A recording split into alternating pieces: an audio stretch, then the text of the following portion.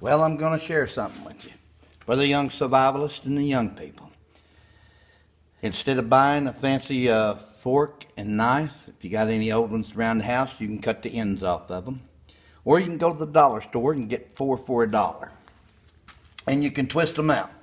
You twist them out of the handles, they wiggle them back and forth, the little plastic handles, and throw the little plastic handles away.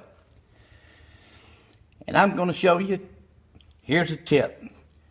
You'll always have it in your backpack. You'll always have a spoon and a fork, and you can extend them if you want.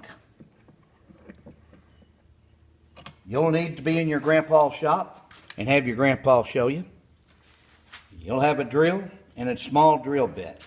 You will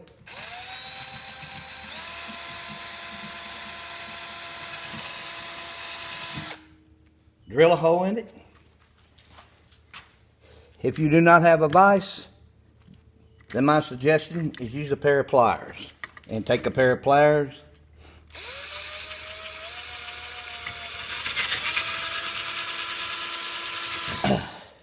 and drill you a hole in the back of it. Hold it with a pair of pliers if you have to. If you don't have one of these cordless drills, you can use an electric drill. Thus, you can take where you drilled the holes in them and take you a little piece of wire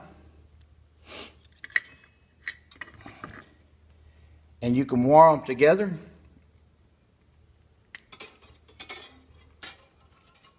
and put them in your backpack.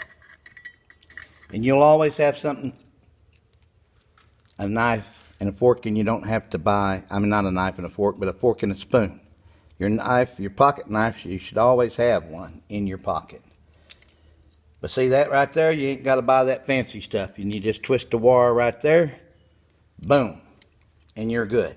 Or you can do what I did. Put survival cordage for fishing around it. And then under the fork, dental floss is underneath the fork.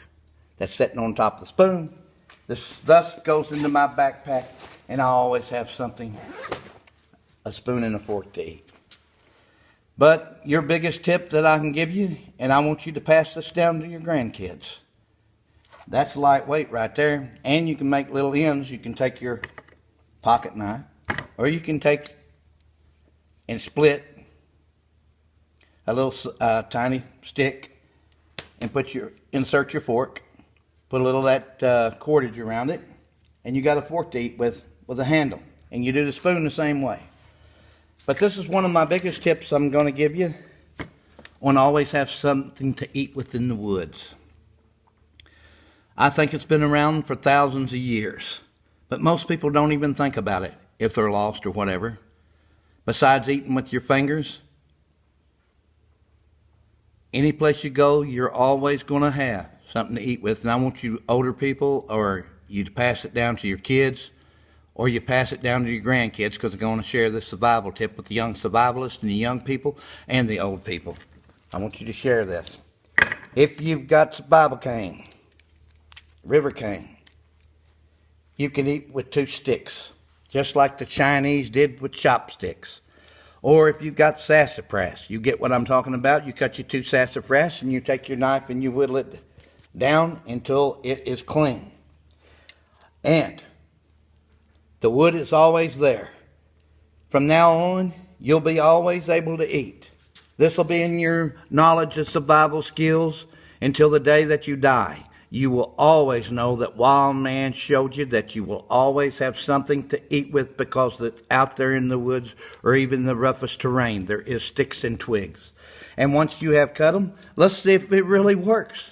Here's my food in a turtle shell. Most people would think this is gross. But does it work? Can I eat with them? Behold, there is food to be eaten. You will always be able to eat from now on if you are lost.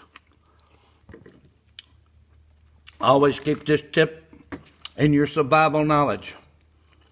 If you have to have your grandpas come out and help you with this part of the survival lesson, thus you will always have this in your backpack, as I do. But this is even better, stored in your mind forever. That's Wildman's survival tip for the day. And it'll always be with you and your kids and your grandkids. And I tell you what, it wouldn't hurt for fun, since a lot of people are in their homes, to practice eating with the survival sticks that you made. Because some people don't know how to use them. Oh, let's try the sassafras ones. See if I can eat with them. Oh God, look at that big meal, baby. Slammin' jam. Right, slammin' and jamming with Wildman. I'll keep you surviving. I'll keep you eating. I'll keep you hunting, fishing, trapping, metal detecting, guitar stringing, plucking songs, whatever. That's Wildman's survival tip. Y'all pass it down to your grandkids, your kids, your grandkids. You'll have it in your survival knowledge forever. Wildman out. Slammin' and jamming. Wildman out, baby. Woo!